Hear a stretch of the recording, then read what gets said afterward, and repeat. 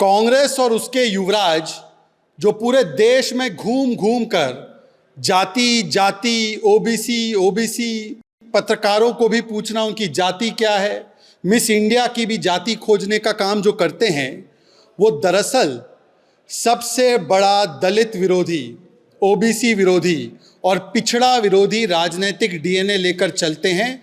आज इसका सबूत प्रत्यक्ष रूप में सामने निकल कर आ रहा है।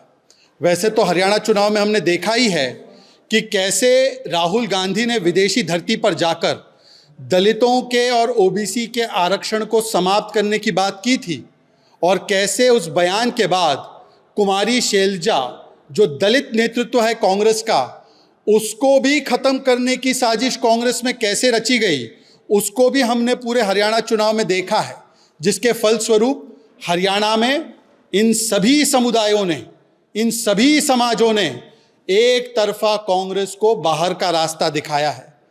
पर अब मित्रों, कांग्रेस का जो मूल ओबीसी विरोधी डीएनए है, राजनीतिक डीएनए, आज उसका खुलासा करने का काम कांग्रेस के ही नेता कैप्टन अजय सिंह यादव ने किया।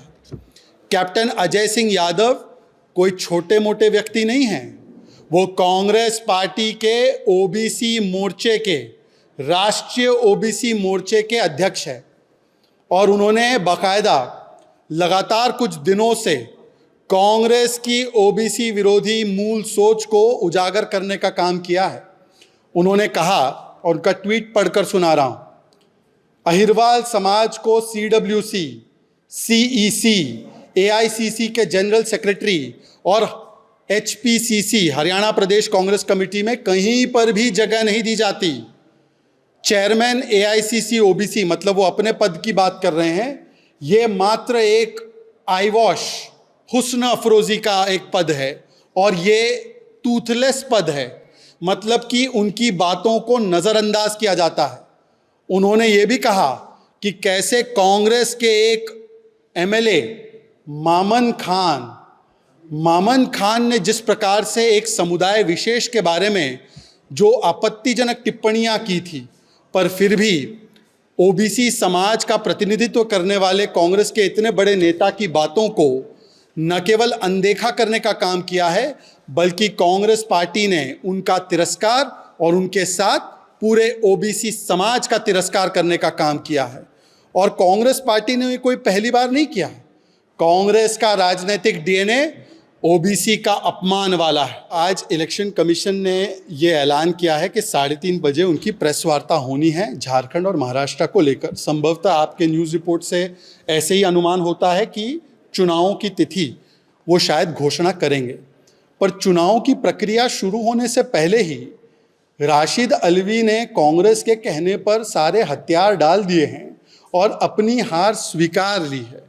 ये हार को स्वीकारने वाला बयान है, और ये बहाना और एलिबाई एक्सक्यूज बनाने का जो प्रोसेस है, हरियाणा में तो चुनाव के हार के बाद शुरू हुआ, जहां पर ईवीएम पर दोष मढ़ा गया, पर यहां पर एडवांस में ही ईवीएम पर दोष मढ़ा जा रहा है, क्योंकि ईवीएम पर निशाना केवल बहाना है, राहुल गांधी को हार से बचाना है। हरियाणा में भी आपको याद होगा कि राहुल गांधी बचाओ कमेटी बैठी थी, आरजीबीसी, राहुल गांधी बचाओ कमेटी। ये राहुल गांधी बचाओ कमेटी आरजीबीसी ने तय किया कि ईवीएम को दोष दो, फिर उन्होंने तय किया कुमारी शैलजा को दोष दो, सबको दोष दे दो, राहुल गांधी पर कोई आंच ना आन पाए, क्योंकि भारत जोड़ो यात्रा के बाद चुनाव दर चुनाव हारे, 80 से ज़्यादा चुनाव हारे, पर राहुल गांधी अर्थात बेटा पर नो सवाल, इलेक्शन कमीशन के डेटा पर सब सवाल। ये बताता है कि कांग्रेस पार्टी किस बौद्धिक स्तर पर पहुंच चुकी है।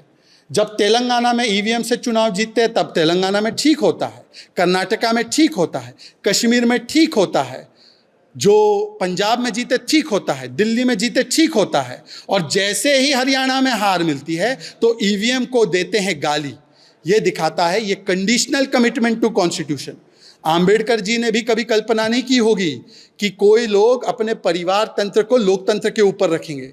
ये परिवार तंत्र को लोकतंत्र के ऊपर रखने वाला बयान है, ये बहाना बनाने वाला बयान है, ये अपनी हार को स्वीकारने वाला बयान है, क्योंकि असलियत में झारखंड में कांग्रेस और जेएमएम की सरकार ने केवल भ्रष्टाचार, केवल डेमोग्राफिक जिहाद और केवल आदिवासियों के अधिकार को मारने का काम किया है।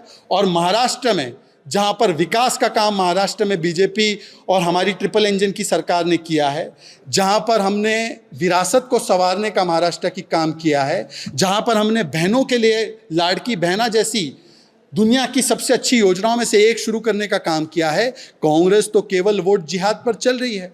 तो कांग्रेस के पास क्योंकि अब आ चुका है कि उनको चुनाव में हार मिलने वाली है, इसीलिए कांग्रेस पार्टी ने यह बयान दिलवाया है और पूरी प्रक्रिया, चुनावी प्रक्रिया पर सवाल निशान खड़े करने का काम करते हैं।